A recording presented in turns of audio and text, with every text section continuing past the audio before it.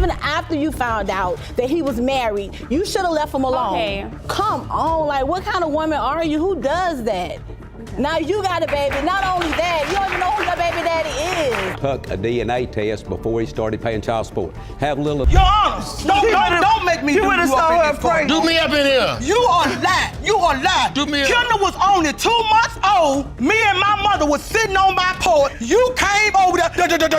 Is that my baby? She's correct. I haven't done much because of the situation being the way that it is between her and I. That has nothing to do with our daughter. She still needs food. She still needs daycare. And you still need to prove that she mine. In a courtroom drama that's juicier than the latest reality TV show, we delve into the case of Bruce v. Miller. The suspense is already mounting as a woman accuses her ex-boyfriend of shirking his parental responsibilities for their 17-month-old daughter, Nevaeh. What does he do for your daughter? He hasn't done anything for my daughter all this year. I've been there the whole time that she was pregnant and, but this year, she's correct. I haven't done much because of the situation being the way that it is between her and I. That has nothing to do with our daughter. Paternity of the she child. Still needs food. She still needs daycare. And you still need to prove that she mine. A relationship that's as stable as a Jenga tower during an earthquake is what these guys shared. No surprise they ended up in court, right? Baby daddy and mommy's on-again, off-again romance took center stage, and pretty soon, the infidelity accusations were ruling the court. We talked for a minute. I wasn't really interested. We didn't really talk much for a few years, and then he contacted me on Facebook, and we've been talking ever since. Talking? What's that mean? Well, you've been doing more than talking if Nevaeh, right? And he could potentially be the father. It moved kind of quickly. He moved in, and then we started to. So wait, how quickly after you met did he move in? Very soon, like a month. Time to make this gravy thicken.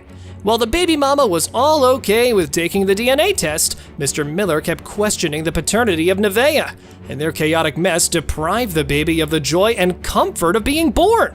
So much so that her day of arrival turned into a mess as well. And we discussed getting a DNA test, and I was okay with that because we hadn't been together. I was okay with getting the DNA test. Oh, so immediately there was a discussion of a DNA test. Yeah, no, it was fine. So immediately you expressed that you may or may not be the father of this child. Going into her pregnancy, she wasn't even 4, maybe 5 months pregnant before I was like, hey. Now hold on to your seats, as the baby daddy wasn't done speaking. He was here to share his heart, and he surely did.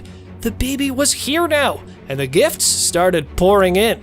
However, one particular onesie gift from a friend stood out the most.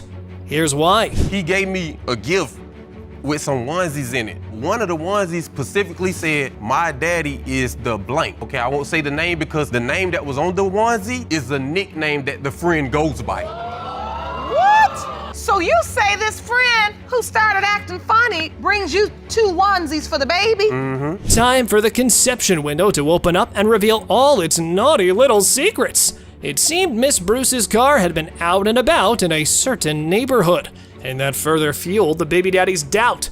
Desperation and suspicion were the order of the day, people. Out there, it's a residential neighborhood, ain't no stores out there, no clubs, no place but somebody's house. Her car was spotted in this neighborhood. Right, not once, twice somebody done called me. But did you see my car? Did you see it? No, I never said that I saw her car. I said someone has reached out to me and said they seen my baby mama car in this man's neighborhood. Next up, the desperation and the palpable tension continue. The on-again, off-again, pretty much open relationship of their lives was what got them in this paternity mess in the first place. But hold on, baby mama brought out the good old birth certificate. Mr. Miller was there for the birth? He was there for the birth because I asked him to be because a month prior to that, he was MIA. He left my house when I was 8 months pregnant, claimed it was for his daughter, but she never once went to that house, ever. Oh, why she ain't go and then there? when I Why tried, she ain't been there? Then when I tried to establish paternity. Why my daughter ain't come to my house? Excuse me. I signed the birth certificate, so technically it is my daughter. It is. So Mr. Miller testified that it was medically impossible for him to have fathered a kid. It was possible to have that particular issue, and so the baby daddy was even more sure of his claim. And he was pretty eager to act out what he felt. Hearing this just confirms that thought that I had. You know, I don't want her to just, oh, that's your baby, oh, that's your baby, that's your baby, that's your baby, that's your baby. Like it was just me that you was dealing with. All right, so Ms. Bruce, has your position changed? Nope, it looks like he's clear from here on out. He shouldn't have any more kids, but he's got mine. Well, we'll see. They were swimming fine then. Okay. Hold your breath, guys. The final moment was here, finally. In a suspenseful climax, the paternity results were ready to be revealed. Let's see what fate had in store for these guys and the kid in question. Bruce versus Miller. When it comes to 17-month-old Nevaeh Miller, it has been determined by this court. Mr. Miller, you are the father. Yeah, okay. The plaintiff stepped into the courtroom and claimed that he had been bamboozled into child support. But hold on, there was more. The defendant fired back with accusations of her own. Yup, this showdown was sure to get chaotic. So, let's get into it. Mr. Robinson is denying your son only because he was summoned to pay more than $13,000 in back child support. We had got a letter in mail saying that he was $13,000 arrearage in back time child support. So before this letter, you didn't know he was even the father? Well, a whirlwind romance between Mr. Robinson and Miss Grant took place. The guys only had 3 kids at that time. But then, things get complicated. They're pointing fingers, signing papers, and raising doubts. It's like a soap opera, only with more child support drama. He was not in their life. I made him get in their life. Told him that you doing for my kids, you need to do for your own. Yeah, all of that's a not sudden, You say that's not true, Ms. No, Grant? my son never went around them. yes, he did. And Dexter did claim my child because I have proof here where he went to sign papers and everything. Yeah, he did sign And the then paper, but he when I- signed the when I birth was in the certificate. hospital, Well, you He had didn't you sign said the you had birth proof? certificate. Yes. Well. The baby mama shed some light on how this sordid love affair began. It all started in the backseat of a burgundy Bonneville in 1989, and it was a special day for the baby daddy, so he demanded a special gift from the defendant. And the rest was history. We started dating October the 7th, 1989. They were not never in a relationship. Your Honor, yes, we are. And as a matter of fact, where was you in 1989 when we was together? Well, How did you know I'm what with was him going now. on? I'm with him now. Dexter, I slept with you. I did not sleep with your Well, wife. Could you well, please tell her it's- that we it's was my together? responsibility now because of Where's we 09. together? So for 2 decades, Mr. Robinson believed he was the father, and so he kept paying child support as well. The situation took a drastic turn just a couple of years ago, when a random encounter with a man turned the situation upside down. And now, they were here in paternity court for some much-needed answers. At some point after you signed this acknowledgement, someone came up to you and said, I'm Yes, Your Honor. Mr. Christian's father? Yes, Your Honor. And this was just 2 years ago? Yes, Your Honor. So all of these years, over 20 years, you thought Mr. Christian was your son and you were paying support? Yes, Your Honor. Next up, we get to see a courtroom where accusations fly left and right. If you thought Mr. Ellis was here to uncomplicate things, you would be sorely mistaken, because he came and then there was just unadulterated chaos from every side. He came to me and he said, I heard that Martez was your son. I said, well, hey, man, hey, look, I didn't tell you to go up there and sign them papers, so that's on you. He is my son because of his mom had approached me and said once. And I to go. never, Your Honor, I Oh, never yes, in my life yes. told him. Finally, the star of the show took center stage. Mr. Christian came forward and shared his version of the story. Now, for 24 years, he had known that there were 2 possible fathers, and this information was delivered to him by the baby mama. Well, she left that out from her earlier testimony. Your son's saying that you honestly told him it could be either of these 2 men. In your prior testimony, you said you were only sleeping with Mr. Ellis way before Mr. Robinson. I was telling the truth earlier. But you know, as a young girl, the community say, he look like him, he look like this, and he look like... So, okay, they drilled it in my head, and I'm like, I know when I had him. 2 possible fathers, and no relationship with either of them. Yep, that was the life of Mr. Christian. Now he was all grown up, and he did all that on his own. That was indeed commendable. Kudos to him. So you Your Honor, felt we sent rejected him by money. his family. Yes, ma'am. Your Honor, we And they sent would him tell money. you you're not. When did you send me money? We sent you money When? to Western Union back in You 09. show me a receipt and I'll tell you that I'm a lie. You say you've never received any Never money. received money from either one of them. Throughout college, throughout everything, like I got a full athletic scholarship, well, running track at Mississippi State. It was time to give the people what they came all this way for. Yep, the DNA results were in, and the judge was ready to roll them out. Let's see which truth was sealed shut in that envelope. It has been determined by this court. Mr. Eddie Ellis, you are not the father. Mr. Dexter Robinson, you are not the father. Nobody else? There has to be at least one more. And I know that's a long time to think back. In a world shrouded in secrets, we have Miss Miles for you, who thought her biological father was pushing up daisies. She had lived without him all her life until a plot twist rocked her world 3 years ago. The defendant, on the other hand, was ready to fight it out. You believe as your biological father was dead. Yes, Your Until Honor. 3 years ago when you discovered he was alive. You reached out to him only to have your heart broken when he denied being your dad. You and your mother are here to prove that Mr. Fullylove, whom you have never met, is your father. Time to dive into the saucy origin story, folks. The plaintiff believed her dad was gone. But lo and behold, Mr. Fullylove was still kicking. Wow!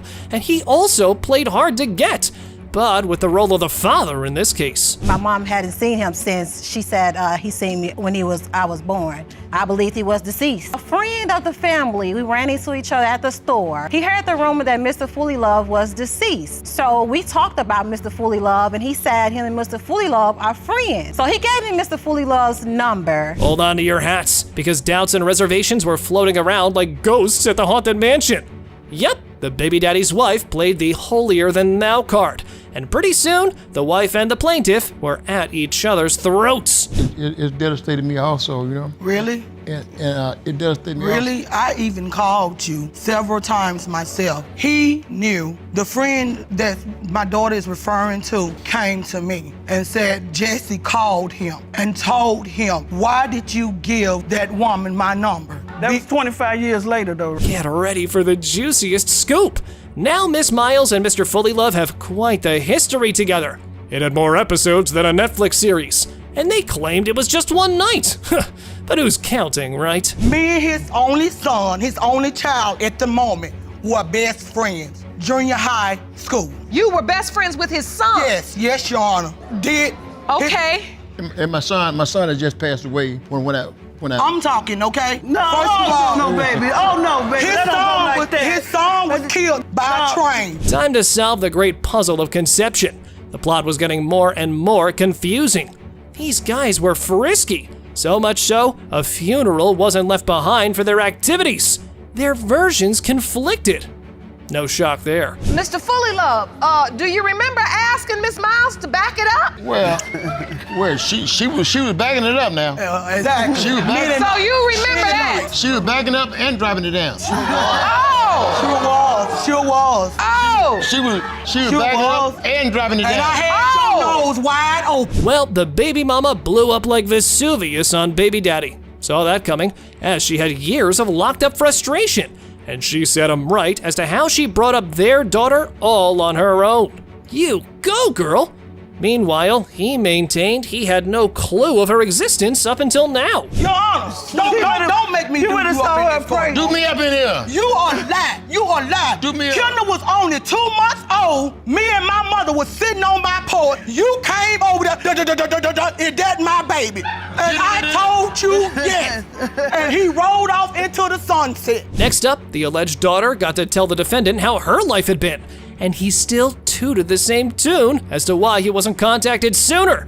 Guess he wanted to get another load of talk from the baby mama, and she delivered right out. I called this man, left voice messages on his phone. Can you remember this? I called him. I called you, Jesse, several times. You don't know. I had some of your friends searching for his mother. Come to find out that she had died. I did try to find you. Yes, I did. And I shouldn't have to try to find you. Hold on to your seats. We've reached the climax of this chaotic drama.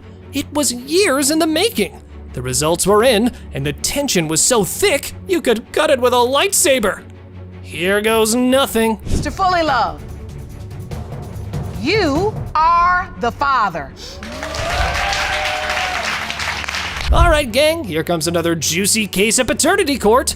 Mr. Young is here in court today to prove to Miss Nichols that he didn't father their 13-month-old daughter, Sine. When you began your relationship and you refused to allow her to trap you with another man's baby. Yes, Your Honor. Why do you believe she's trying to pin a child on you? Well, she's doesn't like the fact that I moved on and I have a new relationship, and she's all about getting money out of me. She knows that I was treating her good. She's been lying since the first time I met her, just making my life miserable. So these guys went way back, and when their connection rekindled, it took off quite fast from there.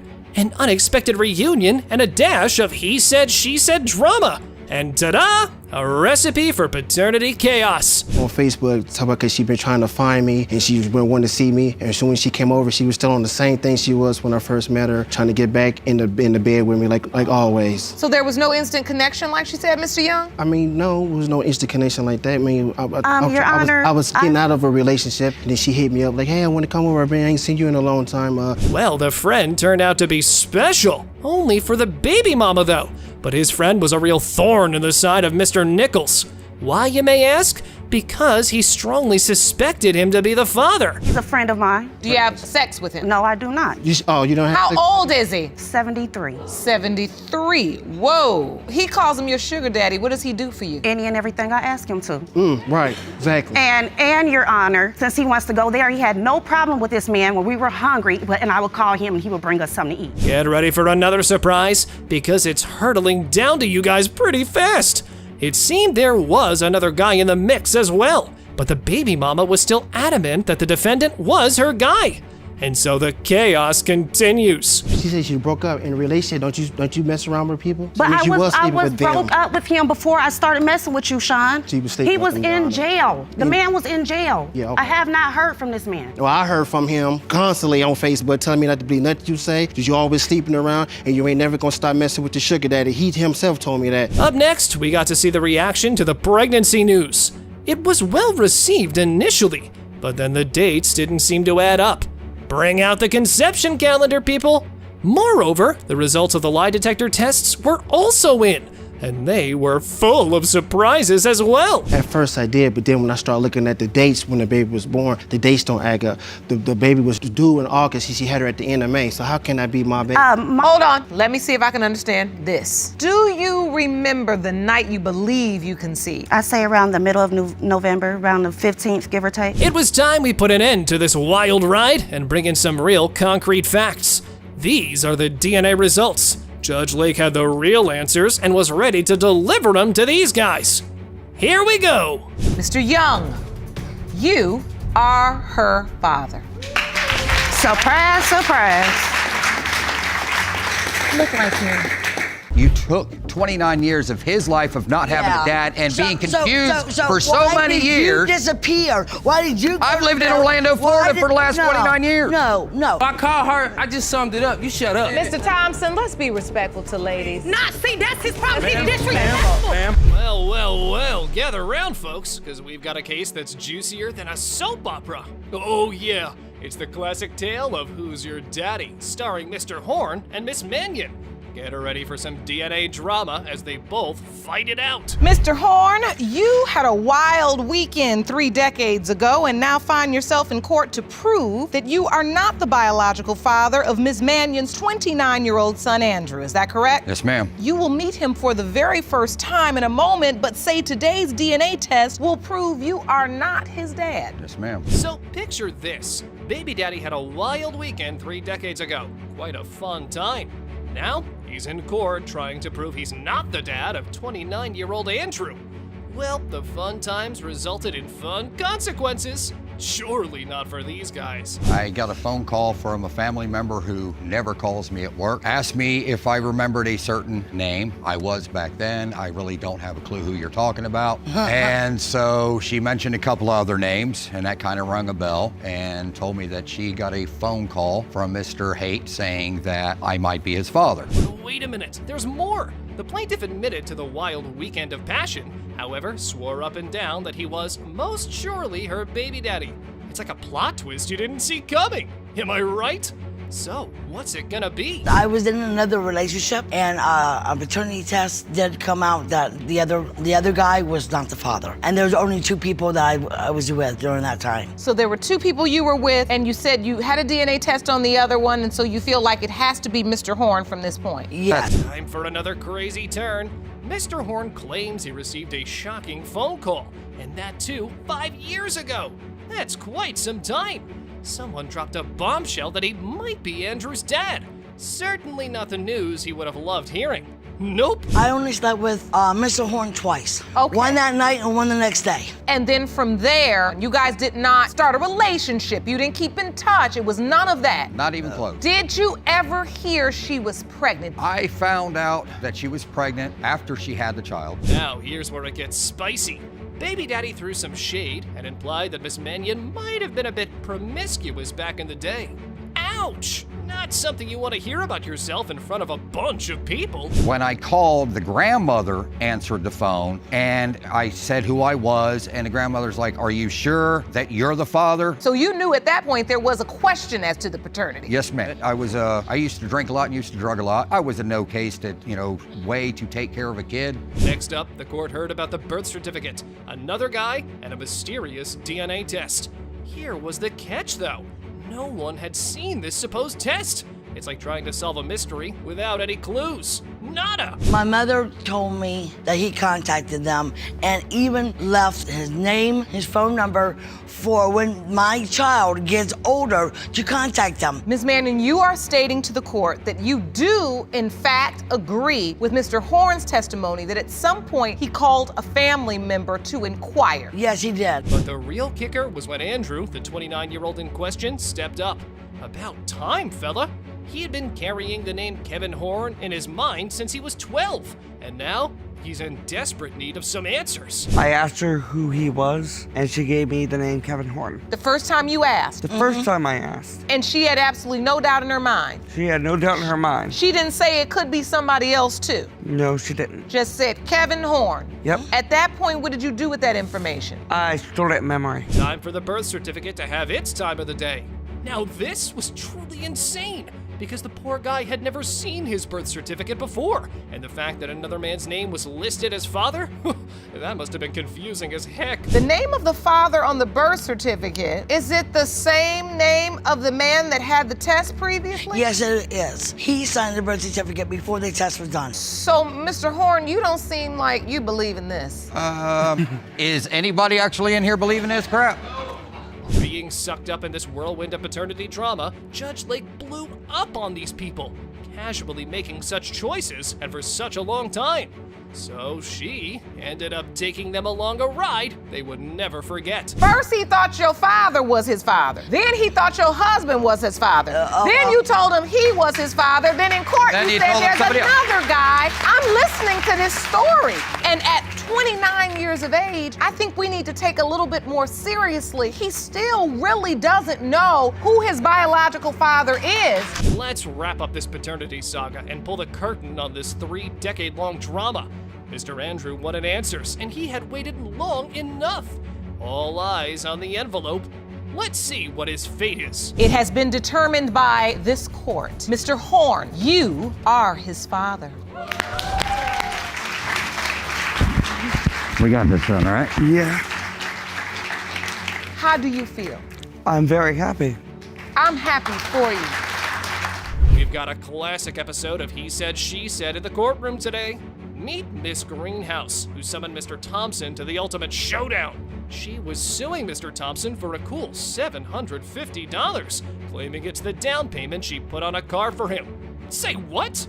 And that wasn't all. You summoned Mr. Thompson to court for a DNA test for your 7-month-old son, G. You claim he has neglected his responsibilities as a father since you called off the wedding last month. Yes, Your Honor. You were also suing Mr. Thompson for $750, the amount of the down payment you put on a vehicle for him. Yes, Your Honor. It's the classic tale of love gone sour on relationship roller coaster. Baby mama and daddy, after a whopping 11 years on-again, off-again drama, finally decided to cancel their wedding. Yup. Why, you ask? Well, the usual suspects. Insecurity, disrespect, and accusations of infidelity.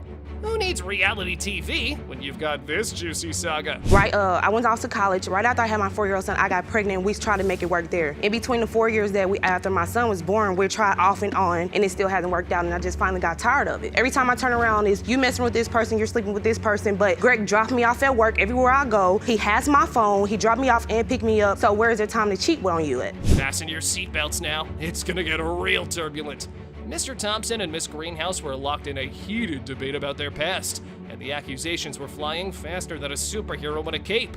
Dear Lord, baby daddy insisted on multiple partners, while mommy obviously disputed it. She was still having sex with multiple partners. That's a lie. You asked me who did I have sex. It was never multiple partners, It's so not don't a ever lie. come at me like that.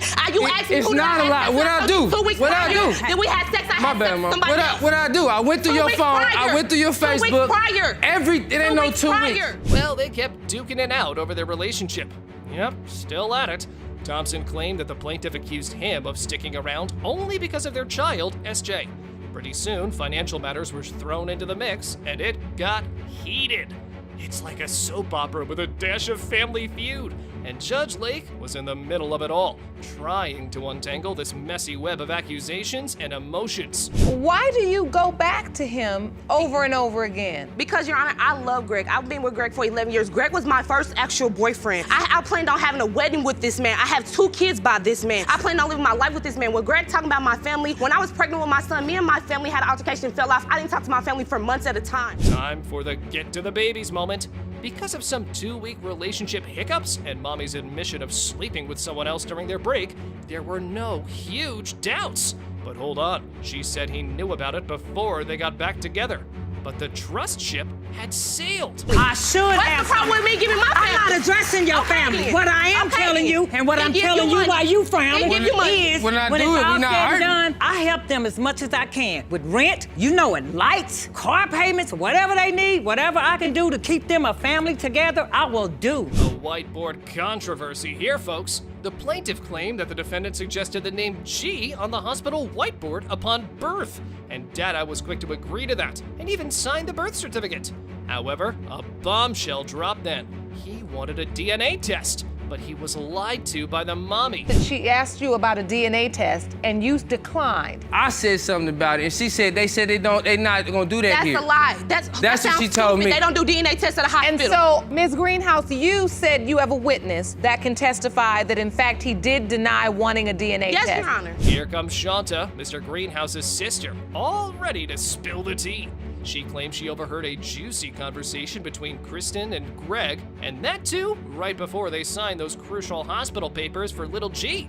Let's hear what it was. When it came up to them going to the hospital to have G, Chrissy was talking to Greg or whatever. She was like, hey, make sure, right before they brought in the paperwork, the affidavit stuff. She was like, are you sure you want to do that? We can get a DNA test. Greg said, man, shut up. Like, he was excited. He was like, man, shut up. For what? That's exactly what he said. And you heard that? I was on the phone with her. Here's the lowdown. The witness shared a bit about baby daddy's behavior.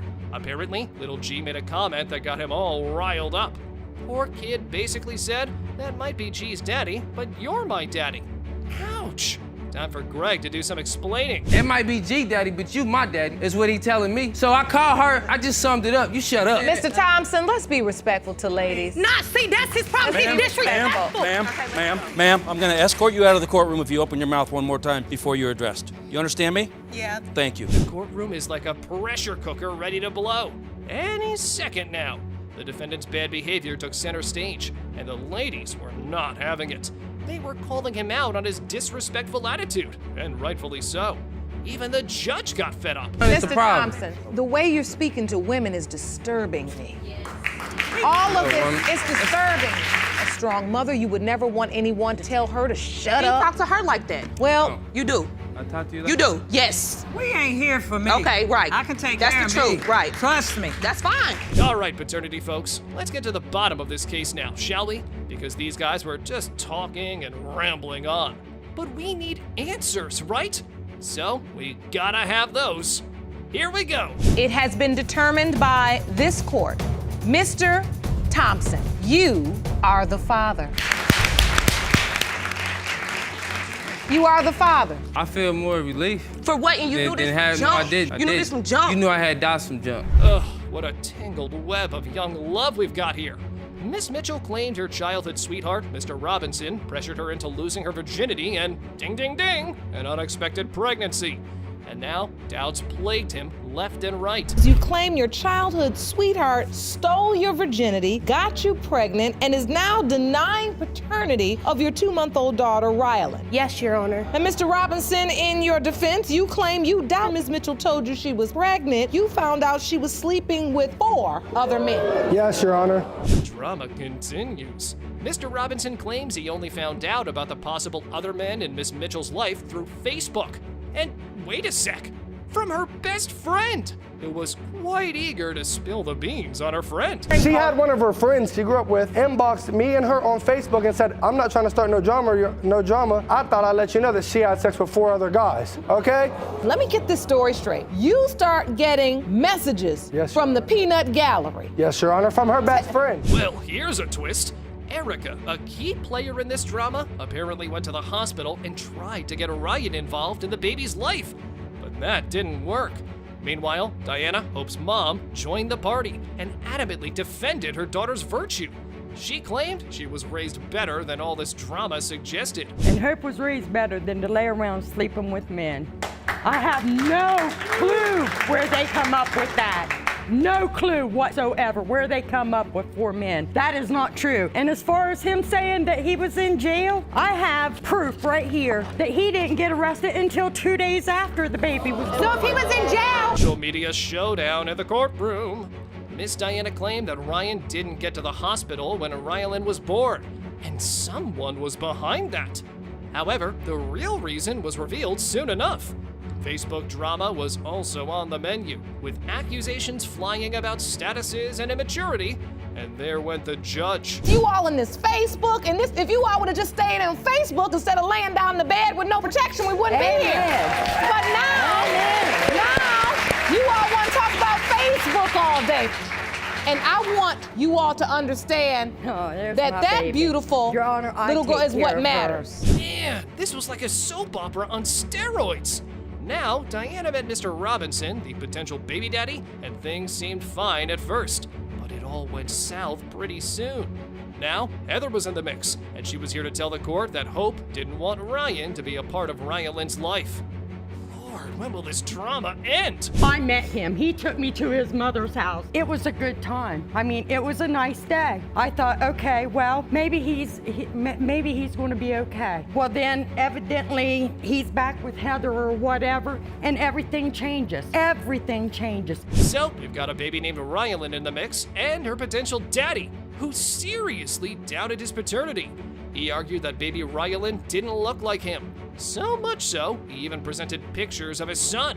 But mommy didn't buy that. Look at my son and look at her. They look nothing alike. She looks That like is me. my identical twin. This is a picture of Rylan and your son on the right. Yes, like Heather. Yes, Your Honor. No, it looks like me. It doesn't Just like look me. like you. And you're saying you don't see a resemblance between these 2 children? No, honestly, I Well, don't. they have 2 different moms. She looks just like me. Well, these guys sure were ready to hear the results. And I think I say this for everyone, so were we. That was a lot to process, and these guys sure as heck did not make it easier for the court. Let's see what fate the baby has dealt with. Mr. Robinson, you are the father. So now, before I ask, I have to say, concerning the arbitration where you were asking the court for, it has been determined that you are. No, I've never been intimate with him, Your Honor. That's the biggest lie in the courtroom. No, I haven't. That's the biggest lie in the courtroom. Well, gosh, you've been telling mom, so I might as well join in, huh? Come on in. Jump in the water. It's fine. I don't want him to come to my house because when he's around, it's only something sexual. But I want more out of life. I don't want to be with a man and just have sex with him. Ooh. Miss Tucker shows up with her 1-year-old kid, Keandre, and tells the judge she's not sure if Keandre's daddy is some guy she was messing around with or Miss Mosley's deceased son. And wait for it, she's also suing grieving Miss Mosley for $3,800 in Social Security benefits. Talk about bad timing. So, you know what I'm saying, I was sleeping with 2 people at the same time, but it was more frequent. And when I met him, I remember the exact date as if it was yesterday. I met him February the 6th. From February 6th all the way from the 14th through the whole month, I was having sex with Mr. Andrews more frequent than I was with the person I was with. On March the 16th, I went and found out I was pregnant. The judge, trying to keep things spicy, asks Miss Mosley if there's a tiny chance her late son could be the dad. Miss Mosley, drowning in grief, sighs and says she's here for answers. Then the judge drops the bomb and asks why she's got doubts. My son never mentioned Miss Tucker. He was very open with me. But who is Miss Cleo Tucker? He never mentioned her. And so it's your feeling that my son has been honest with me about so many things. That confirms maybe that your son had the doubt and you have the doubt as well. Yes. Here's the scoop. Miss Tucker spills the beans about her pregnancy to both possible baby daddies. Mr. Andrews, one of the contenders, takes his sweet time to visit after the baby pops out. Miss Mosley, on the other hand, hears about the pregnancy through her son's friend. Well, if that was true, poor mother had to have doubts. His friends called me Auntie Vonda. And he said, Auntie Vonda, you know Cleo is about to give birth to Eric's child. And I was like, who is Cleo Tucker? He used to call my mama's phone and check on me. Hey, is Cleo okay? Send me some ultrasound pictures, but I ignored him. Well, it's like Miss Tucker gave Miss Mosley a ring-a-ding after the baby's debut. But Mr. Andrews was slower than a snail at a sprint to meet the tot. And now, Miss Mosley thinks Miss Tucker's after money. She waved social media pics like a magician pulling rabbits from a hat. Talk about a three-ring circus. I'm looking on Instagram, finding pictures like these of my son and her son together, and I'm not even sure if he is his. And she's not the first one to come forth claiming that her child is my son. So, Miss Tucker, the money maestro, starts listing all her baby's expenses, like a kid's budget report. She looks at Miss Mosley with those puppy dog eyes, asking for cash. But hold on.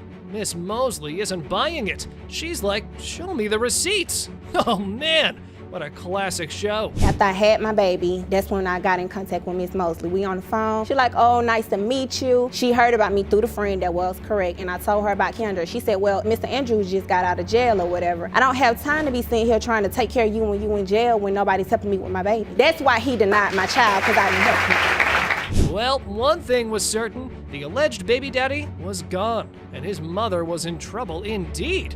As she said to herself that she was here for some answers, so were we. How about fast forwarding to those DNA results after hearing both sides? It has been determined that Mr. Andrews is the biological father. I was right. That's all I wanted to know. You look happy. I am. I still have a piece of him. The court session begins with Miss Heiser accusing her ex-husband, Mr. Onby, of being a deadbeat dad who abandoned their daughter for almost 20 years. Mr. Onby claims that Miss Heiser was unfaithful, and he doubts that their daughter, Gabby, is his biological child. He's never been there for Gabrielle since birth, physically, financially, and every term a father should be. In the beginning, when I first met him, he seemed like a stand-up guy. Within the first year, we decided to get married. I had found out I was pregnant and told him. He was happy at first, told his friends and family. Within a few months, it started to deteriorate. The judge gets all in Miss Heiser's face, questioning her about the supposed street encounter. But she's having none of it, firmly denying it ever happened.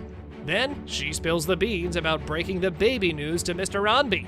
At first, he's all smiles, but soon enough, their relationship goes south faster than milk left out in the sun. I was notified that she was in labor. I was drinking. Yeah, I shot down there and I watched her born. I wasn't signing the birth certificate because I already knew once you signed the birth certificate, you are the father, and I had doubts of me being the father due to the conversation me and this other guy had. So you didn't sign the birth certificate? The judge becomes quite the detective, noticing Mr. Onby's name snugly nestled on Gabby's birth certificate, even though he didn't bother signing it. Why? Well, because they were all lovey-dovey in marriage back then. Then, Gabby unloads her feelings of resentment toward her dear old dad, who conveniently missed out on all her life's greatest hits. Quite the parenting now, huh? I don't know. I have a lot of resentment towards him because he could have been there. He could have been the one to take me to my daddy-daughter dance, or be there for my kindergarten graduation, or be there for my prom, or... Talk to him. Let him know how that felt. Or to know that you're taking care of so many other kids, but you can't even take care of your one and only kid, like your one and only daughter. Mr. Onby, the master of justification, tries to explain why he had doubts about being a dad, and why he made a swift exit from the family. He unveils his ace in the hole. some evidence supposedly proving Miss Heiser's infidelity.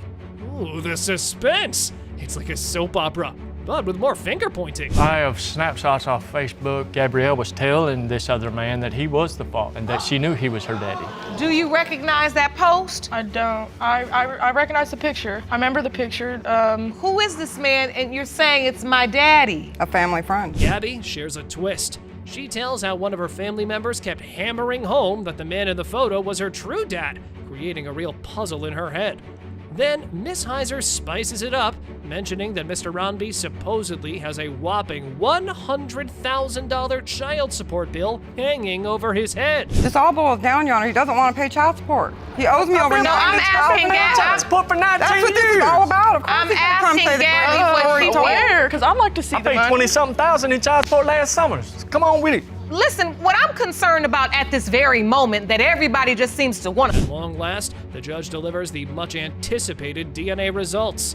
As the couple was in a state of confusion and misery, the courtroom practically crackles with anticipation as we're on the verge of unveiling the ultimate truth. Buckle up, folks. It's time to find the facts among the fiction. Mr. Onby, you are the father.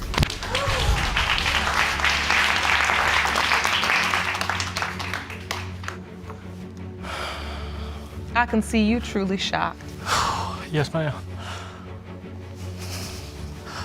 This has been going on for 19 years. So, there's Miss Thompson and Mr. Smithbay.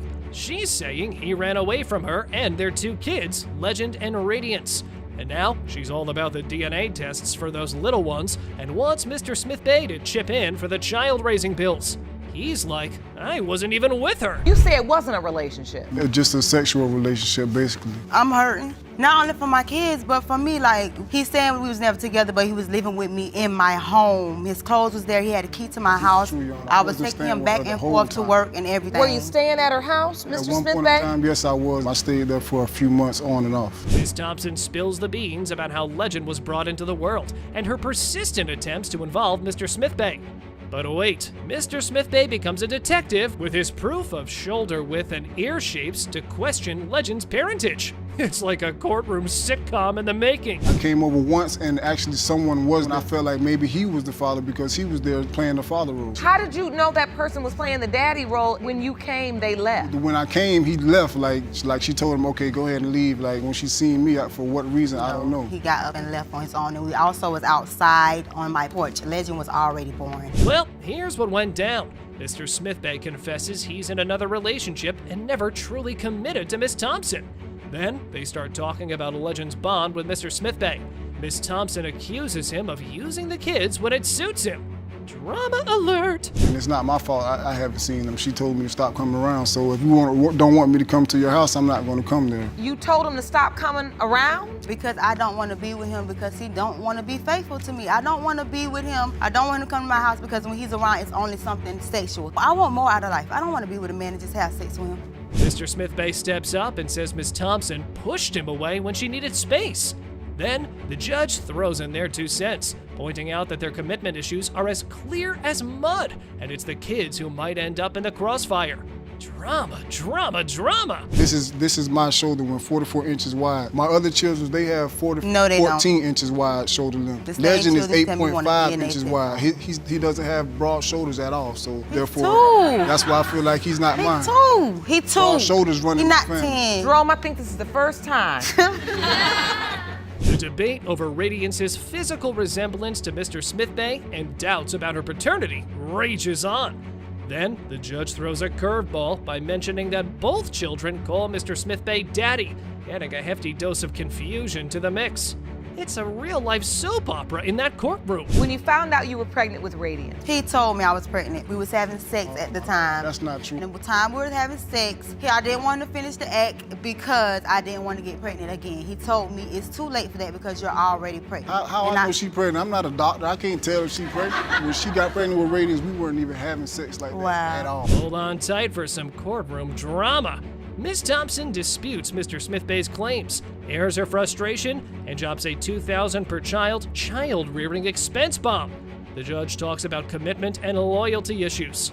Oh boy, this case was like a legal marathon on steroids. It is sad because it's a product of a sexual relationship with no commitment. So you no, have thought I was being committed, and I wasn't having sex with any other man, period. That's what she telling me. But how do I know you come to my house, you pop up whenever you feel like you was caught them a couple times looking outside my window. I came to see my kids. But you saying these not your kids. The judge drops a bombshell.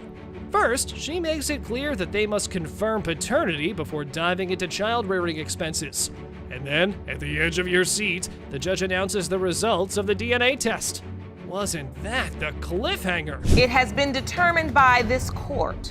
Mr. Smith Bay, you are the father. I told you I saw the ears.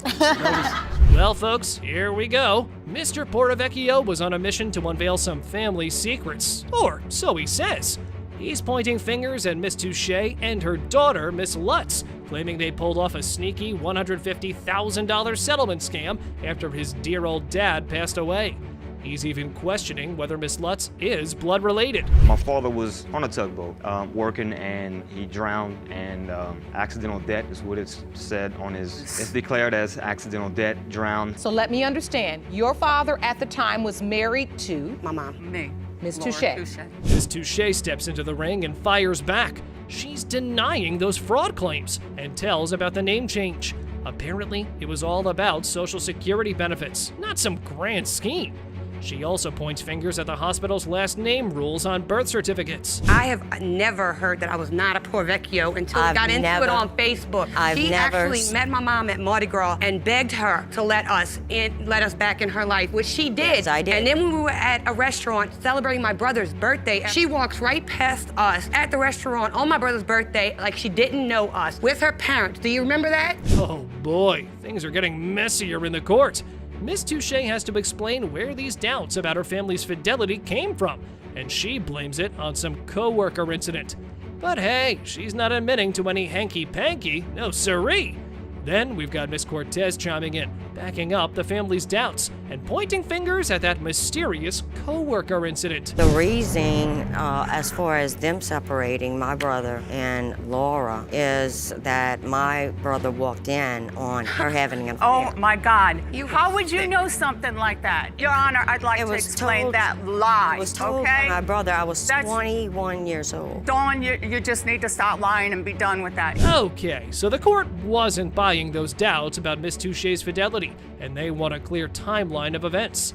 Miss Touche clarifies about her past with Mr. Portovecchio Sr. and how her family was all up in their business. She even mentions dragging a co-worker to Mr. Portovecchio Sr.'s funeral. Now, that's one way to add a twist to a family gathering. There was doubt from my father, thinking that Taurine was actually for him. But he did love Laurie. Touche. He did love her. Of course he did. He married her and had 2 children with her. And so you're saying that there was always rumors or discussion in the family My father that your always- father doubted whether or not Ms. Lutz was truly his child. Oh, the courtroom saga rages on. Miss Cortez and Miss Lutz are dissecting family reactions, and Miss Lutz is none too pleased with her doubting brother. Then Miss Touche dives into the co-worker relationship, trying to set the record straight. But Miss Cortez is sticking to her guns, keeping those doubts about fidelity front and center. I grew up without a dad, and that was hard enough. And then when I grew up without his memories, his childhood, I didn't have that because they took that from me. They took that and all of his belongings. Your mother took that and from didn't you. give them back to me. Didn't let me have anything from my dad. And now they're taking my brother from me just because they have so much hatred. The courtroom spectacle continues. Miss Cortez drops a bombshell, claiming Miss Lutz was once part of the Portovecchio crew, until family separation rocked the boat. The court, ever the voice of reason, takes a moment to reflect on the long-standing family drama fueled by rumors and that hefty settlement. It's like a never-ending roller coaster of family feuds and courtroom chaos. It's hearsay. It's things that I've heard on my side of my father's family. That's not So how much money did Ms. Touche receive? Do you remember Ms. Touche? Yes, ma'am. And I have a copy of the settlement check here. It was for $325,000. The judge recognizes the everlasting family discord and underscores the urgency of relying on DNA test results to finally put this turmoil to rest.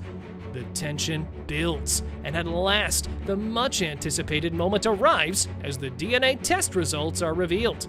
The truth, it seems, is about to be laid bare for all to see. Mr. Porvecchio and Ms. Lutz are siblings. Thank you. told Keep up you. the lies, Ricky. Keep them up. You ruined our relationship with that lies. You're done, Ricky. Thank you very much, Dawn. You the one that wanted this. No, I wanted You it shouldn't to have show brought it you. out. I You wanted brought to it show you out. we And never you had this got problem exactly until they what got in the you middle did. of us. She says, you're the stupid one that signed the papers. I told you that wasn't your daughter. Really? I never told John and I never told Calvin. So you telling me that this man is just raising this little girl, but you've never told him this is your child? What?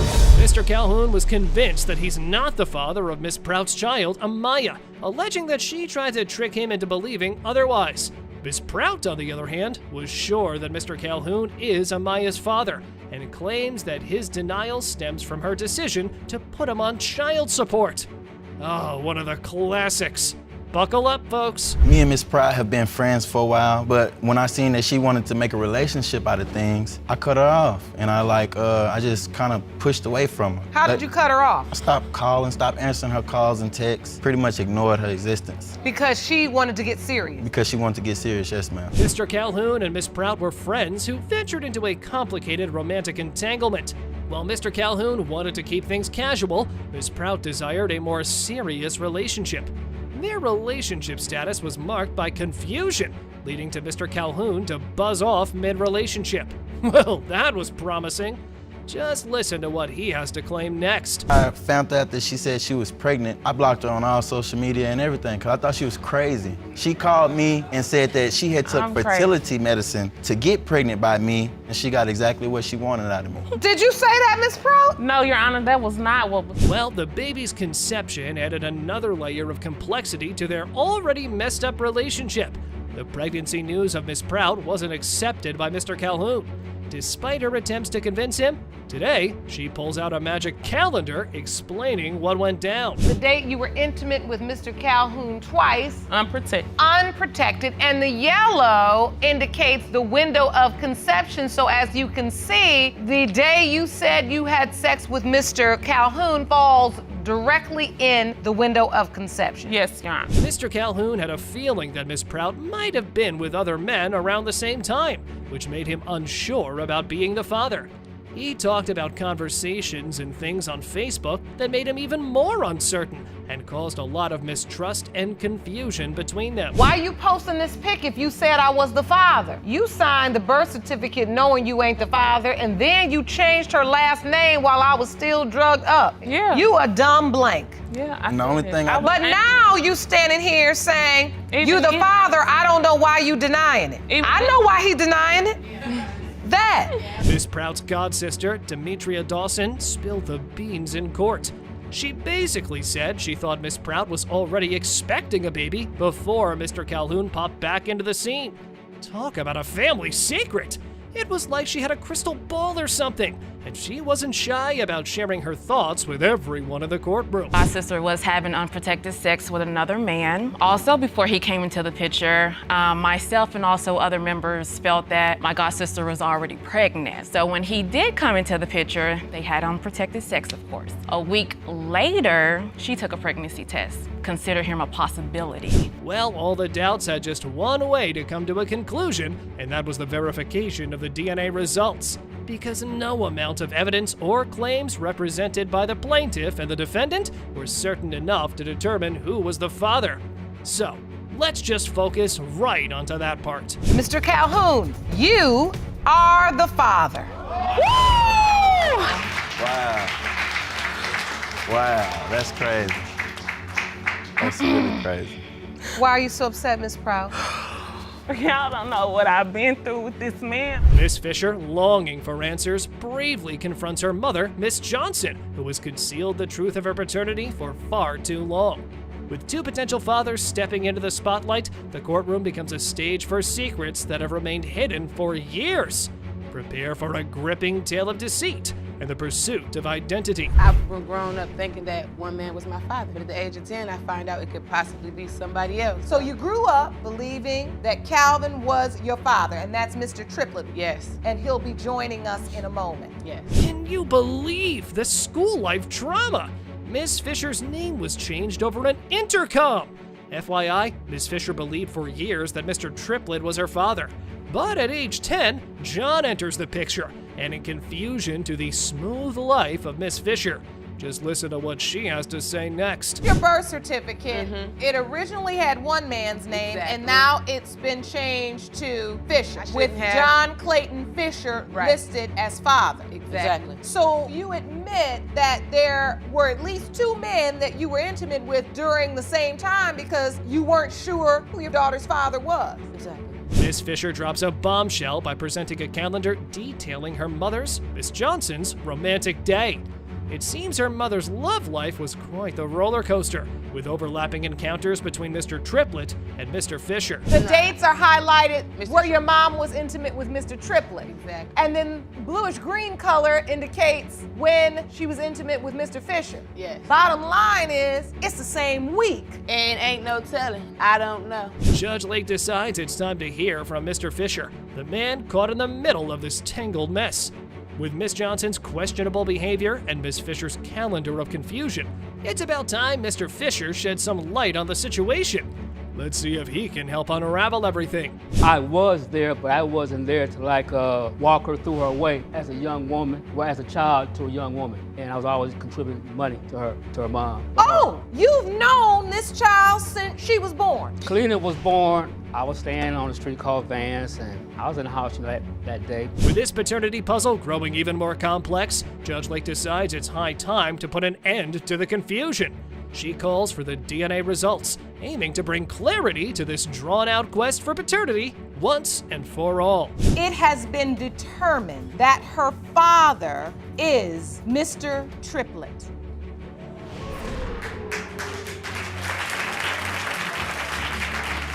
I still love you, baby. Buckle up, paternity peeps, for McDaniel versus Wells, as they both were facing quite a situation in their marriage due to doubts about the paternity of their 2 children. The husband, Mr. Wells, had expressed suspicions about the parentage of the children, causing significant strain in their relationship. Talk about true love in the air. We met, he was with his sister, and it was at a convention center, and he tried to get his 5-year-old to give me his number, and I was like, no, you asked. A 5-year-old? He called me friend. He called me friend. It was my nephew. I seen that she spoke with my sister and them, so my nephew knew her, so I asked my nephew to go. Your nephew was 5? Yeah, at the time. The couple met at a gathering when Mr. Wells attempted to get Miss McDaniel's phone number through her nephew. Well, that's one struggle he might not forget. However, our star couple eventually fell in love and got married. But that wasn't the happy ending, because the relationship began to unravel due to rumors of infidelity and doubts about paternity. She was like that Megan is the thought of the place where they work at. But this is your wife she's talking about. Yes, yes. So she just decides she's gonna call you out the blue and tell you your wife is a thought. I mean, well, not out the blue, but she heard that she was pregnant, so she was like, I just want to let you know that might not be your baby. Oh, so she was warning you. Yeah. Miss McDaniel ended up pregnant, and there were rumors of her infidelity. Mr. Wells heard these rumors from his ex, who claimed that Miss McDaniel might not be faithful. Well, if that's one credible source, that's for you folks to decide in the comments section. Anyway, back to the hearing. She's been sneaky on the phone. Miss McDaniel starts acting sneaky. Yeah, she's covering up her text messages, erasing them. Oh, I delete my text messages. It's been a habit since I was little. I delete my texts every day at midnight, and I can admit to that. Now, I'm a straight shooter in this courtroom, Miss McDaniel. That really doesn't sound too good. You delete your text messages every night. Yes. What a sneaky move! How could she justify that? But hold on, folks. Our plaintiff here diverts the testimony by filling in some more rumors, which led to tension and distance in their marriage. Just listen to what she has to say. Talk about being psycho. This time we went to a club, and this is another reason he probably, don't think it's his kid, because I was in a club with my friend, and I was dancing on my friend, but the guy spanked me. And so, Mr. Wells, you saw this happen? Yeah. What happened? But the guy, as he starts dancing and twerking, he stuck his whole hand up her dress and he was smacking her butt. But here's the classic doubt that we often witness in the courtroom. But guess what's that? Mr. Wells presented evidence in the form of a birth certificate, showing that he was not listed as the father, while also explaining the differences in physical appearance and behavior. I don't get that behavior part. That is the birth certificate. As you can clearly see, I'm labeled as Ava's father. I'm not on the birth certificate for him. But you two were married at the time? Yes, and he was there for the delivery. He was the only one in the delivery room. Since you're married and the child's born within the marriage, he is the legal father under the law, but why leave his name off of this birth certificate? I don't know, Your Honor. I mean, I can't sign it. Well, he was the only man in the room. Why leave a blank space? Sounds pretty sneaky to me. But you won't believe what our defendant had to say next. Oh boy, he had an exhibit to explain and support the theory. Just see how that went. This is the way my head is built, with like a roller coaster. It has a lump in the middle. Most of my kids, they have it. All of them. As you can see, mine's is the same way. As for little Durrell, his head is more flat and her is ginger, like a reddish hair. I've never had that in my family. So you have a roller coaster head. Yes. That's what you call it. Yes. Well, with enough testimony recorded by Judge Lake, it was time for the paternity police to turn on that siren. Yeah, that's right. The DNA results were in. Go ahead and get your popcorn ready, because here comes the moment of revelation we've all been waiting for. It has been determined by this court. Mr. Wells, you are the father.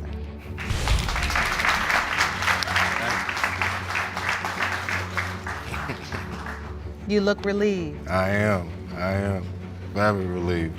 Here we are in a real-life episode of Who's Your Daddy? Miss Alston says Mr. Holmes is her biological dad, but he's singing a different tune, pointing at Mr. Alston on her birth certificate. It's all about the DNA now, the science stuff, to settle this family feud once and for all. As a child, it all started there. I grew up in a home with my mom, with my 7 siblings. One summer, I was going outside to play, and my mom was outside talking to a guy, and when I walked up, he was like, tell her. And she looked at me and said, this is your uncle. This is your dad's brother. Little Miss Alston grew up in a house bursting with siblings and her mom. Then, one summer, Uncle Holmes drops a bombshell. I'm your dad's brother. Cue the drama. She met Uncle Holmes's clan, and although they rolled out the welcome mat, here's Mr. Holmes explaining his doubt. Miss Alston's mother, back in the day, she was like fat, and because I met her at the school bus stop. She was in high school, and 2 days later after I met her, I had sex with her. I called her again a couple days later, asked her to come back, and we had sex again, so it was kind of like a booty call. Yeah, I didn't know nothing about her. Oh boy, Miss Alston's mother had met Mr. Holmes when she was in high school, and they had engaged in sexual relations. However, Miss Alston only learned about Mr. Holmes potentially being her father 15 years later.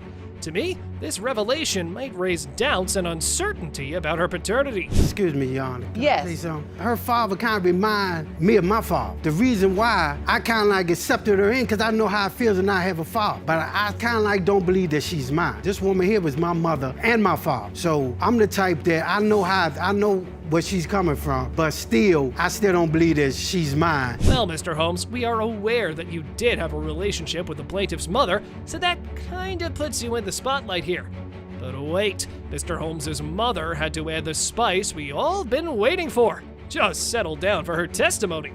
This is how it went. Her mother came to me first and said that Donna was my son's child. So I told John, I said, John, Donna is my grandchild. And when her mother told you this, did she say or mention that there could also be other possible fathers? No, she never admitted that to me. Well, how about we crank this case up a notch and bring in testimony of Mr. Alston?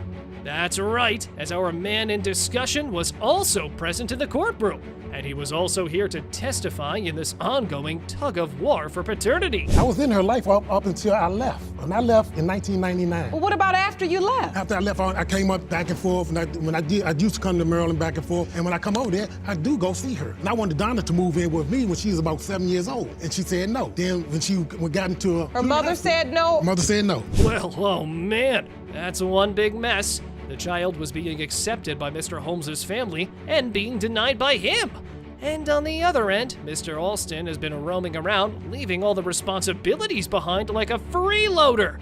Well, just listen to what he has to confess. A year ago, 2 years ago, asking me, Daddy, can I have this? Daddy, can you pay my bill? Did you let me move in? Did you help me find a roof? There's no At that time, I was a parent myself, so I did not. For 15 years, you thought that was manager father. Why you asked me in 2010 and you say that was your father? Well, that's a good question. 15 years ago. I said I was still trying to build a relationship with him because I'm very doubtful that Mr. Holmes is my father. Oh boy, the moment of truth. Judge Lake's about to drop the bombshell results that'll either heal this family or keep the drama train rolling. Get ready for some nail-biting action. Will it be a fairy tale ending? Or are we in for more tears and tantrums? Mr. Holmes, you are not Miss Alston's father. Mr. Alston, you are not Miss Alston's Sit her down, man. Did you discuss this with your sister? I always tell her to tell them. Why don't you tell them before they get too old? Now they're in their 30s and 20s, and she's still standing up there like she don't know what I'm talking about. She wanted to keep this a secret, her mom. I could have brought this out, but due to her wishes, which is wrong, we did this. Ladies and gentlemen, hold on to your seats because we're about to dive headfirst into the dramatic world of paternity disputes. The plaintiff had quite a long history with the defendant, but even more were her equally strange circumstances. While the daddy was sure he was the father, the daughter, not so much. Mr. Fagan, you claim you kept this secret for 40 years, but now say the DNA will prove your case. That's right, Your Honor. Ms. Pinkston, you stand before me without any doubt that Mr. Fagan is not your biological father, and the man who raised you is. Yes, ma'am. Picture this. A 16-year-old Miss Pinkston, blissfully unaware, everything seeming a-okay. Then bam, she was introduced to Mr. Fagan, a family friend, who, mind you, claimed to be her father. But here's the twist. She spent her whole life believing another man was her father. One day, my mom decided to take me with her to a friend's house. My mom calls me to the dining room. She goes, I want you to meet somebody. They get to talking to me, Mr. Fagan, and my mom. Then my mom just out says, hey, by the way, this is your father. Who did you think your father was? Did you know your father? This is my father. Now let's talk about the baby daddy's perspective. He and the mom had an affair. Wait a second. While she was married to Mr. Pinkston. Wowza. They agreed to keep it hush-hush. Can you feel the betrayal in the air? I sure can. The only reason why this all came out, for the cat to get out the bag, is when I was 16, they told me that Kenny was my father. The only reason why was because my mom thought I was dating one of his family members, and that's why they told me. But needless to say, it was not me, it's my sister that was dating his family member. Imagine the confusion in the Pinkston household. One day, Miss Pinkston believes Mr. Pinkston is her dad. The next day, she's told it's actually Mr. Fagan. The emotional roller coaster is enough to make anyone's head spin. And the plaintiff was even sure the other guy knew he was the actual father. Say what? He used to come out to the house when my dad was alive. And Mr. Fagan used to come to your house when your dad was alive? Yeah. I did. The secret was still on. The secret was still on? Yes. And so you just come by the house? But Well, you were we- really coming by to see Miss Pinkston? Well, hopefully that she was there and so I could see her. Evidence alert. I repeat, evidence alert. Birth certificates and secret keeping galore. Here we come. Miss Pinkston's birth certificate proudly names Mr. Gus Pinkston Jr. as her father. Why, you may wonder? Well, to keep up the charade. Gus Pinkston Jr. Correct, that's my father. We had her believe that too. She wanted to keep this a secret, her mom. I could have brought this out, but due to her wishes, being married, which is wrong, we did this, Your Honor, reluctantly. I did. I went through this. I mean, it hurts to this day to hear her call him father. So, imagine this. Dad's funeral, a few days after he kicked the bucket. The whole family gathered at Mom's place. And there came the plaintiff, uninvited to the emotional party. Uh-oh! He decided that was the perfect time to drop the bombshell. Talk about crashing a family event, right? I always knew that she felt Gus was her father. As bad as I wanted her to feel me, I never got that from her. And actually, to this day, I do not have that from her because she does believe he is her father, which I believe this is, and I know this is my daughter, Your Honor. It's in my heart, and I know she is. And now, the moment you've been waiting for, the DNA results will finally put this 43-year-long family feud to rest. About time. Was Mr. Fagan the biological father or not? Well, brace yourselves for the courtroom drama that could rival any season finale. Mr. Fagan. Yes. You are not her father. Oh my God. Oh, Lord, no. Oh, Oh, no.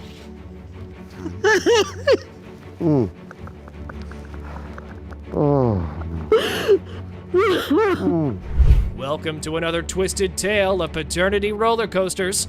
Two sisters brought the defendant to court, each claiming him to be Daddy Dearest. But hold on to your DNA tests, folks, because their mom, Miss Willis, decided to drop a truth bomb recently. Come on, let's get this party started. Mr. Moore, you are 100% certain that these are your daughters and the DNA test will prove it. Is that correct? Yes, Your Honor. Ms. Willis, you admit you intended to take this secret to your grave and came clean to your daughters only because your sister forced you to admit the truth. Is that true? Yes, Your Honor. Time to rewind a bit. Miss Monica and Miss Shawanda grew up thinking Mr. Moore was their pops. They had a seemingly solid family dynamic. Mr. Moore played the role of doting dad for over 2 decades. Sadly, that didn't last long, as Mommy set other plans in motion. He's the only man I ever knew, so it was kind of hurtful, to go to him about the situation, because he is a good father. He always been around, I always knew him to be my father. When did it come up again? It came up frequently, every time, my auntie, she the house where everybody come to. And my family is blunt, they say what they want to say. Apparently, the plaintiff ended up hearing some family gossip about her dad not being her real dad. Not something one likes to hear, right? She confronted her mom, and after some initial denial, the beans were finally spilled. He's the only man that we ever knew, even with my mother. My mother didn't get another boyfriend until after I was grown. So he's been here the whole time. And that's how you plan to keep it? Yes, I was. So this entire situation was by design? Right. And so you say you would have taken this secret to your grave? Now, let's delve straight into the emotional turmoil. Mr. Moore thought he was their father. He had been there for them, playing their dad role like a champ. And ta-da! Miss Willis shattered his trust into tiny little pieces. Doubts and betrayal festered, casting a shadow over the family bonds to this day. Ms. Willis, I want to ask you, what happened during the relationship that you believe another man is Monica's biological father? I had an affair. You had an affair. So she said it was a one-night stand. It was a one-night stand. Our relatives, it was an ongoing That's situation. what she always go wrong. Listen to out other people instead of her mother. Well, you never told us anything. We wouldn't be here today. Hold on tight, because we've got evidence. Birth certificates don't lie, right? Well, baby mama had Mr. Moore's name on Monica's birth certificate, and he even cut the umbilical cord. Wow, talk about complicating things beyond measure. But it gets messier with withheld names and doubts thrown into the mix. Woman had no heart. Did you ever tell the other man you were pregnant and it possibly could be his child? No. You didn't tell him? So he does not know? No. To this day? No. You believe Monica is his biological child? Possibly have beautiful daughter. He don't know it. 31 years later. No, he don't know. Never knew. He don't have the He right. don't even know she exists. Whew, now that's hurtful. The confusion was about to hit its peak as the conception calendar was thrown into the mix as well. Miss Willis had an affair, and it did coincide with the conception dates. Oh no! And this news was brought to us through Mommy's sister. My, that's some sister. Do you know who Monica's father is? Yeah. You know She been knowing for a long time. She ain't just met this man. She been knowing this man. Did you discuss this with your sister? I always tell her to tell him. Why don't you tell him before they get too old? Now they in their 30s and 20s, and she's still standing up there like she don't know what I'm talking about. This ain't the first time we had this conversation. We had it all the time. Time for the big reveal. Drum roll, please. Will Monica's DNA test drop a bombshell or not? We're about to find out. But hold the phone, because Shawanda's results could also flip the script as well. Get ready for an emotional roller coaster, folks, because this case is far from over. Here we go. It has been determined by this court, Mr. Moore, you are not her father. It has been determined by this court, Mr. Moore, you are her father. Hold on to those gavels, paternity peeps, because we've got a 14-year marriage that's been tossed into the ring of uncertainty and doubt. Miss Sowers was crying foul, labeling Miss Roten all sorts of colorful names, while she also dished out the same to her. Well, it's gonna be one bumpy ride, so better buckle up. Me and Adam have been married for 14 years. She has tried to destroy my marriage. She's tried to put this baby off on Adam, saying it's his baby. She's tried to file child support papers, which I have right here. That you asked for. And you know, the strange thing about it is isn't that something? Let's set the stage, shall we? Miss Sowers accused Miss Roten of being a homewrecker of epic proportions. But hold on to that moral compass for a while, because Miss Roten was standing her ground, and she was convinced that Mr. Sowers was baby Aiden's papa. He was just being charming and like trying to be nice and friendly, extra friendly. What do you mean by extra friendly? Like Making just the couch like look good. saying I'm beautiful and just all kinds of sweet stuff, like trying to, you know, get in my head. He just says a few nice things to you and then you end up having sex with him? It was a lot more than that. Next up, we have Miss Sowers shedding light on her married life for 14 years, when suddenly, boom, the mistress dropped the bomb that her hubby might have fathered a little bundle of joy. The reaction? Well, let's just say it was less happy baby news and more you're ruining my life vibes. You just chilling out at your house and someone says, you know your husband's down the street. Yes, because he was missing a lot, and I wondered where he was. With me. Yeah, and he was at her house. Oh, so he was missing all night? Show up at my house 3 o'clock in the morning. So, he I would did. show up at your house at 3 a.m.? Oh yeah, all times of night. Just come in and get in bed with me. Miss Sowers, at a dramatic twist, wasn't exactly high-fiving anyone over this revelation. He got more doubt than a Game of Thrones fan waiting for that last book to drop. He's feeling betrayed, hurt, and was probably wondering if he'd slipped into an alternate universe where he's suddenly a daddy. Mr. Sowers, what are you thinking as you're on the couch with your mistress and your wife barges in? Oh, he's What quiet. are you thinking? Wow. Yeah, wow. Wow is right, baby. Wow Highly is right. blown away on that tip. But You were blown away? yeah, I ain't gonna lie. Oh dear, could this drama get any more strange? Finally, we see how this happy news reached the ears of the wifey. Apparently, the news didn't reach her. Rather, she reached the news, just like she found out about where the mistress lived. Sneaky. One day, I come back to the house, and Adam's car was there. I walked in again. There was a guy on a couch, another guy on a couch, and that door was closed. There was something going on in there. Yeah, it was you and your husband. I opened the door, and there was a guy on top of her, and I shut the door. What in the world? Well, the wife still maintained the claim that there were other possibilities, and there were quite a few of them. However, the defendant still kept denying. Moreover, the baby daddy, it seemed, was also at the hospital at the time of birth. Let's see how that went. You called me about 2:30 and said, I'm going into labor. I had told the nurse, I said, we are here. Chrissy said, I don't want her in the room. You're not welcome in my room. But you called and bring your... Oh, wait a minute. No, I did not. Your husband's mistress calls you to tell you that his baby with her is on the way. Yes. No matter, these gals argued like crazy. But wait a minute, there was even more of a twist to the story. By the looks of it, the baby mama had not been so truthful about her birth control. Well, we know how she got into this paternity mess in the first place now, right folks?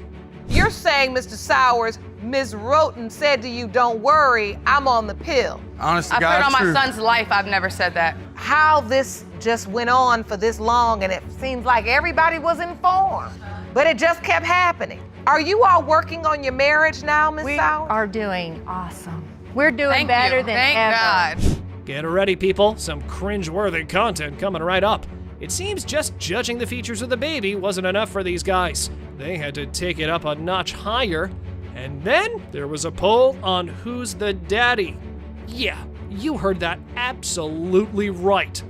Now this is unbelievable. Yeah, that doesn't even make sense to me. Yeah, that And doesn't guess even make what? sense to me. The town did a poll. Yes. Where did you see this poll?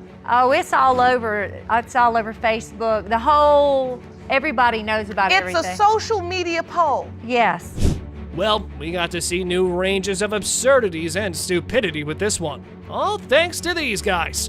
But a real baby's fate was at stake here, and it was time to reveal the contents of the envelope that held the results. It has been determined by this court. Mr. Sowers, you are the father. Thank you. Have a nice life. What? Nobody's sleeping around, baby. Go ahead. You are not the father. I don't know why you raising your hand. I need to speak and say something too. No, don't say nothing. You don't need to say I want him nothing. to think that. No, he's good. You good? This is his son. Welcome to today's episode of Who's the Daddy? Our plaintiff, Mr. Barron, has been on a wild goose chase for over a quarter century, paying for a child he suspects is not his own. 25 years, folks! Yeah, you heard that right. Well, he's accompanied by his wife to get to the bottom of this paternity maze. Here is how the session started.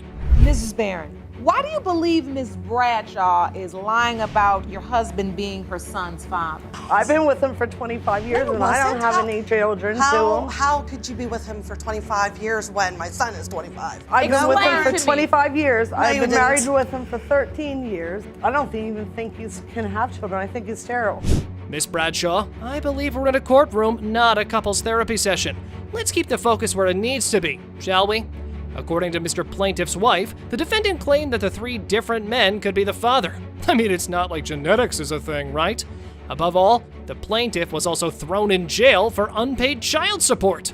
I was under the understanding that he wasn't gonna sign the paper that he was gonna get DNA because his dad even said that he would pay for the DNA. And that's what I thought he was gonna do. He was gonna request DNA. Yeah, because he signed you the tricked paper. him into it and No, said, oh, I love you, it's No, I my did not. son. No, he wanted to be with me. Well, I didn't say not because he's married to me. I told him it was over.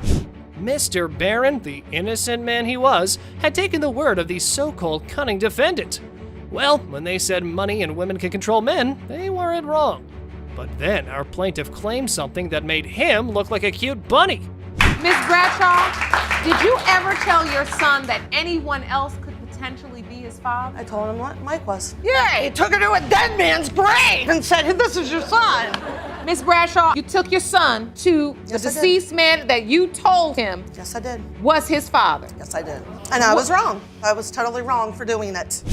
What? She took her son to a random man's grave and told him he's your dead father? Just bizarre! The dear mother managed to stir up some resentment with her son, and now the son was eagerly sharing all the juicy details in court.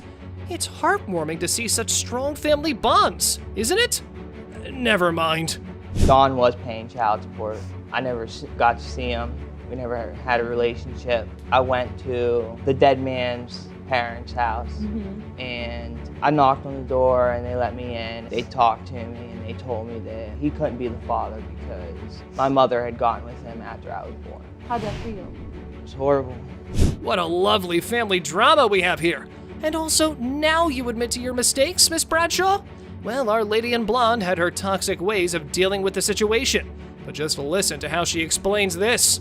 You knew when Yes. you took him to the grave Yes, that I it did. wasn't his But father. I wanted him to be. Me and him was going to get married and have more kids and be a family. But I and that screwed didn't that up. happen because he died. You Husband were had to pay child collecting the child support from Mr. Barron and cashing the checks. But telling him it's Yes. another guy. Oh, isn't this a family reunion? The son can't even bear to look at his dear mom, who's shedding those crocodile tears. He just wants to know why he was fed a buffet of lies all these years. Mr. Barron, well, he's upset too, but secretly hopes he's the dad. Miss Bradshaw, oh, she's so very sorry now after all those years of deception. Bravo! Is there something you'd like to say to your son? I'm so sorry. I'm truly, truly sorry. I was so wrong. As much as I hate the fact that Don could be your father, I should have told you from the beginning, and we should have done this sooner. I'm so sorry. It wasn't you, it was me. All right, folks, after all that talking, it's time for our boy to find out the truth his mom couldn't share all these years. With all eyes on the DNA results, Judge Lake brings out the important piece of paper. Let's see what it says. You are not the father. You okay, Mr. Scott? Just confused again. I don't know where to go from here. In the dramatic courtroom, the case of Wiley versus Ziegler unfolds, filled with accusations and doubts about the paternity of 1-year-old Jabrodrick. Miss Wiley claims that her ex-fiancé, Mr. Ziegler, happily impregnated her, but now refuses to acknowledge their son. The suspense builds as a DNA test is set to determine Jabrodrick's true father. Ms. Wiley, how did you meet? We was talking through social media, and he, extended the offer for me to come spend the night where he was staying at. So I did that, and then the next day, I got up to leave, and I was like, well, I'm gonna go home, thank you, for letting me stay or whatever. And then he was like, oh, no, you don't have to go home. So then I ended up staying, and our relationship just went from there. Oh, sure, the relationship started in the most romantic way possible, through social media. How very millennial of them. And of course, there's a classic he said, she said situation going on, with Mr. Ziegler insisting they were never really together, while Miss Wiley pulls out a promise ring as evidence. Ah, young love. The whole thing is just dripping with bitterness. Wasn't just a friendship because you were having sex and living together, right? No, yeah, she was snapping me for a point in time. So tell me when you found out you were pregnant. I found out I was pregnant in December. I conceived in November. Well, actually, my friend called him and told him. At the moment when we was leaving the clinic, he immediately told her, oh, this not mine, it don't got nothing to do with me, and hung up the phone in her face. Well, when the news of the pregnancy broke out, Mr. Ziegler was quick to dismiss his fatherhood. How very responsible of him. He immediately starts suspecting Miss Wiley of being involved with other men during the same period. Classic Mr. Ziegler, always jumping to conclusions. And of course, he feels betrayed because he believes he's being targeted due to his strong relationship with his other children. I came and looked at the baby when he was in the hospital. The baby has no feature of me. Here goes the baby right here. When I was going to visit her at her house, a kid was studying saying about, I have a new dad, I have a new daddy. You know what I'm saying? A kid? A kid at her house. When I came to visit her, I have a new daddy. You're not my dad anymore. That part she's not telling. That's false, Your Honor. First of all, you're not my dad anymore. Oh, he lying. Miss Wiley explains how she ended up pregnant, recounting a night when she felt uncomfortable and ended up staying with Mr. Ziegler. Their physical relationship began, leading to her pregnancy. Mr. Ziegler, however, maintains his skepticism and distance, even after the birth. Well, it feels like in our defendant's mind, it was just a one-night stand. Ms. Wiley, were you sleeping with somebody else during this time? I was. Okay. But you were? I was. When he came, I stopped talking to him. Because at the end of the day, I've been talking to you for 4 years, as you say, a fling or whatever may have you. And I've been crazy just to talk to just you while you've been talking to multiple women. So I was with someone else. Okay. But I was still messing around with Mr. Ziegler. The confusion and desperation escalate as they discuss the window of conception. Mr. Ziegler points out that he got cozy with Miss Wiley during that time, but was not the only one. He becomes more resolute in his doubts, citing encounters where a child at her house mentioned having a new daddy. The window of conception would be November 10th through November 16th. You said you had sex with the other guy the 5th through the 11th, so that would point that to the directions the man with the name that starts with a J would be Jabrodrick's biological father. But he's not. And how do you know that? We use protection. Well, it all wasn't over yet, as our Mr. Cleveland came into the spotlight, adding to the desperation in the courtroom.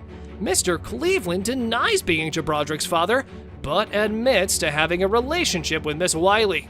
Ugh, it was the same old tune, come on! Were you using protection when you had sex with Miss Wiley? No, ma'am. How can you say you know it's not you? It only happened like 3 times. And It only takes one. Yeah, it take one. So Ms. Wiley testified that she was having sex with you in early November, which is the exact time of the window of conception.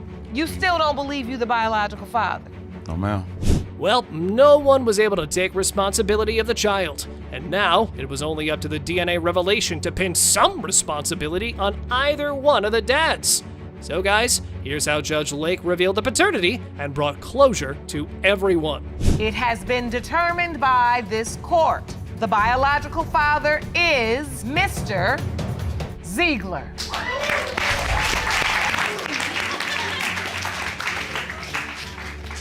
How would you feel if the man you believe to be your child's only dad turns out to be denying it? Well, one thing's for sure, the birth certificate would be the toughest fill-in-the-blank you ever came across since high school. Ms. Mora seeks to establish the paternity of her 3-year-old daughter, Anaya, desperately hoping the defendant, Mr. Platt, will acknowledge her. It's important to me, you know what I'm saying? My daughter deserves to have her father on her birth certificate. I've come from a broken family. My dad was never in my life. He's not on my birth certificate either. And my daughter deserves the best, you know what I'm saying? And this is why I'm here today, because I'm gonna make sure that his name is gonna be on that birth certificate. Because you have no doubt he is the biological father. There's no doubt in my mind, Your Honor. Now isn't that one confident baby mama? The testimony revealed Miss Mora meeting Mr. Platt while she was involved with another man. Their affair sparked on a dating website, even as she lived with her then partner. The question remains, was she intimate with both men at the same time? And were you intimate with the other guy and Mr. Platt at the same time? Not at all. Because we get a lot of people that come into this courtroom and say they were broken up, so they couldn't get pregnant because they were broken up. That's why I have the doubt, you know what I mean? And because he would always go back and forth, and then... You kept going back and forth between the two men, Mr. Platt and then the ex. Right. Back and forth. Correct, yeah. When our defendant found out about the pregnancy, he was shocked. Well, that was true because of the obvious reasons, as the baby mama was moving back and forth between the two men. Talk about a swinging pendulum. Everything was cool until this happened at the hospital. So now, why weren't you at the birth, Mr. Platt? It's because that he was present at the hospital. He was. You know what I mean? I wasn't... Your ex came to the hospital when you had the baby? I talked to Mr. Platt the day before I had my daughter. He was thinking that it wasn't his baby. The other guy didn't show up until 7 o'clock that night. He stayed the 3 days in the hospital with me. He said right then and there, I don't care if I'm not her father, I'm still gonna be here for her. According to Miss Mora, Mr. Platt never wanted to step up to the plate.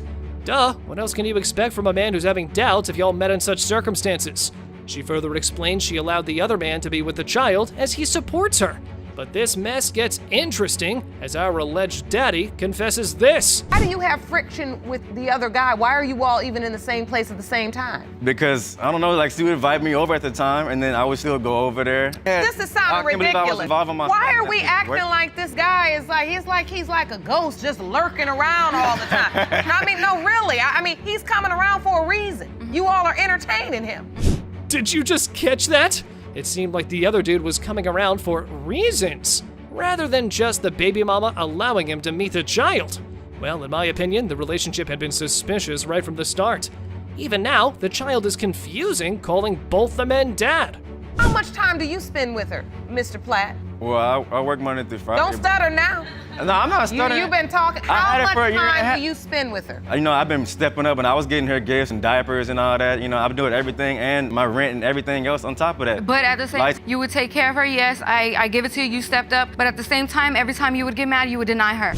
Well, believe it or not, at the beginning, that little one did kind of resemble our defendant. But as she grew up, it's like they're from different planets. He even whipped out a picture to prove his point. It's a real head-scratcher, I tell you. How can someone go from mini-me to who's this? She has my ears still, but her eyes looks like the other guy's eyes. They look slanted, and his eyes are like that. His eyes are like that. And then right there, it's like her eyes. Her eyes are changing again, so now it looks like my eyes again. Then her chin has her chin now. I'm like... You just confused. Yeah, I am confused. Yes, exactly. What's going on here? And if you're tired with the constant testimony that wasn't getting us anywhere, well, how about we go to Judge Lake for the big revelation and help us determine who's been lying and who's running from responsibility. So, here are those DNA results. It has been determined by this court, Mr. Platt, you are the father.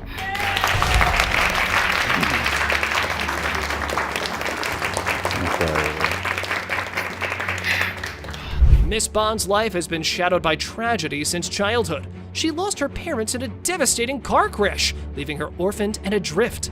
However, an unexpected twist has unfolded after 2 decades of heartache. Mr. Jenkins had emerged, claiming to be her long-lost father, who tirelessly searched for her throughout those agonizing years. What a case! So you don't believe he's your father? No, Your Honor.